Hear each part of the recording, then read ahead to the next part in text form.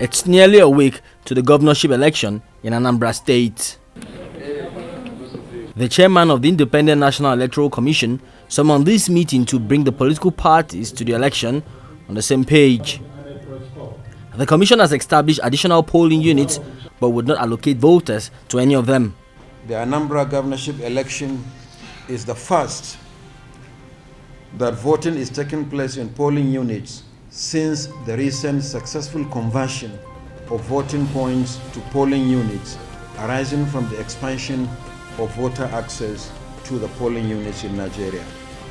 An additional 1,112 polling units were established in Anambra State, in addition to the existing 4,608 locations. The state would have a total of 5,720 polling units. Voters were encouraged to seize the opportunity of the continuous voter registration exercise to transfer to the new polling units most convenient for them. Many did not do so. This can be partly attributed to the security situation in the state, which has affected the Commission's pre-election outdoor activities, including voter education and sensitization.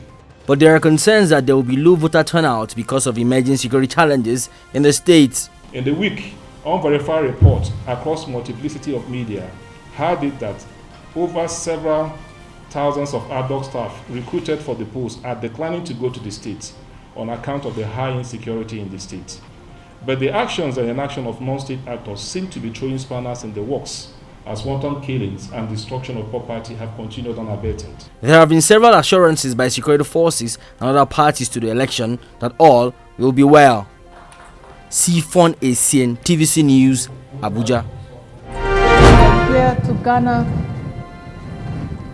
the advice from experts, members of the public, on their various views and positions on the bills before us to further guide the House in its quest to have balanced legislation that promotes good governance, order, peace, and good legislation. The ministry and the leadership of the institute seek support for the bill, but it was a bag of mixed reactions as other speakers rose against the bill on the basis that there was already an existing law.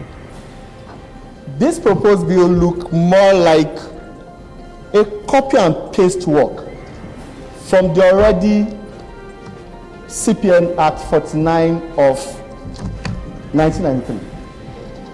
In another legislative effort, Works and Housing Minister Babajide Fashola lamented the failure of past administration's privatization. But I think that it would be helpful to have an audit of all the assets that have been concession and privatized in the name of improved efficiency, and then to ask, have we achieved that objective?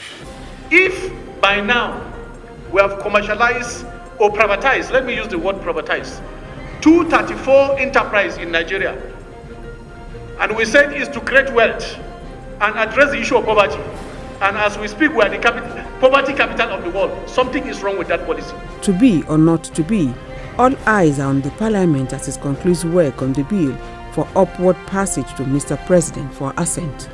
Joke Adisa, TVC News, Abuja. The People's Democratic Party can now heave a sigh of relief as the Court of Appeal has removed all legal obstacles barring it from holding its elective national convention on the 30th of October. An attempt to stop the convention through an order of court was the latest move by Uche Secondus in his attempt to hang on to the leadership of the party. But Justice Gabriel Kolawole said Uche Secondus lacks the right to preside over the event as his status in the party remains a subject of litigation.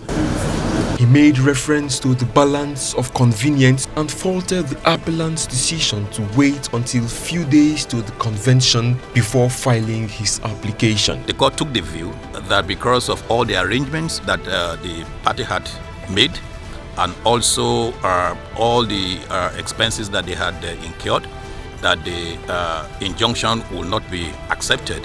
So the court has directed that they can continue, that PDP can continue with the National Convention However, the instruction is the appeal continues, the main appeal continues, and depending on the outcome of the appeal, if the appeal succeeds, then it has the impact on whatever decision that is taken at the National Convention.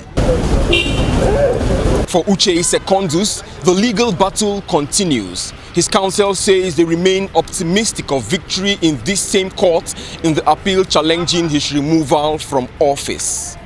Uche Okoro, TVC News, Port Harcourt.